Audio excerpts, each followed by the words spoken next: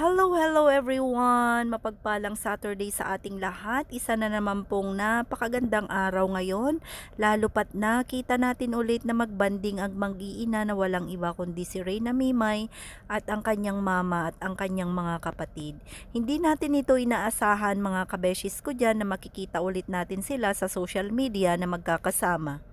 Bago natin umpisahan ang mga kaganapan sa social media o kaganapan na nakita natin nga sa mall, ulit si Reyna kasama ang kanyang mama, ay gusto ko munang i-shoutout ang lahat ng ating mga masugid na manonood, mga masugid na mga kaibigan at mga sponsors, mga silent viewers at ating mga iba't ibang individual viewers at mga iba't ibang grupo.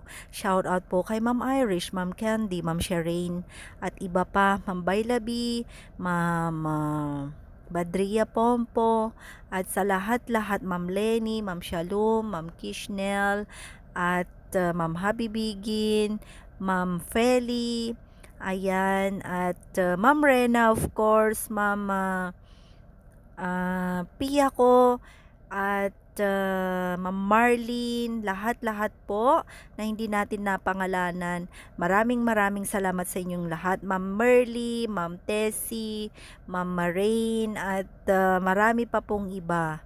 Mega love shout out at even po sa mga iba't ibang grupo na Solid Reyna na talaga namang nakagawa ng mga iba't ibang kanilang mga YouTube channel katulad ni Ma'am LMG, ni Ma'am Kaagapay Grace Vlog, Kaagapay Jerry Vlog, Ma'am Kishnel Channel, and of course Ma'am Aida Corsina at sa lahat-lahat po ng hindi pa natin nababanggit. Mega love shoutout.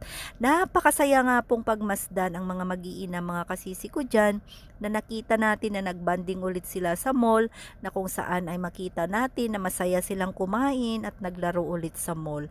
Pakaaliwalas po ang mukha ni Reyna kasama ang kanyang mga kapatid at si Danica nga po na talaga namang palaging nakasuporta nandyan para kay Reyna. Sana po makapag-iwan kayo ng inyong mga komento kung anong masasabi nyo sa madalas na pagbabanding ng mag-iina. Makakabuti po ba ito para sa kanila or mag-slow down muna sila sa pagkita-kita? At higit sa lahat po, sana po ay madala na nga po si Reyna sa pagamutan upang sa lalong madaling panahon ay makita natin ang dalaga na talaga namang mamuhay at mabuhay ng normal. Kaya ipanalangin po natin na sana po ay sa lalong madaling panahon ay madala na nga siya sa pagamutan at lalong-lalo na po ang ating mga goals na iba pa para sa bata ay mangyari po sa pamamagitan ng pagtulong-tulong ng mga iba't ibang nagmamahal, mga sponsors ni Reyna.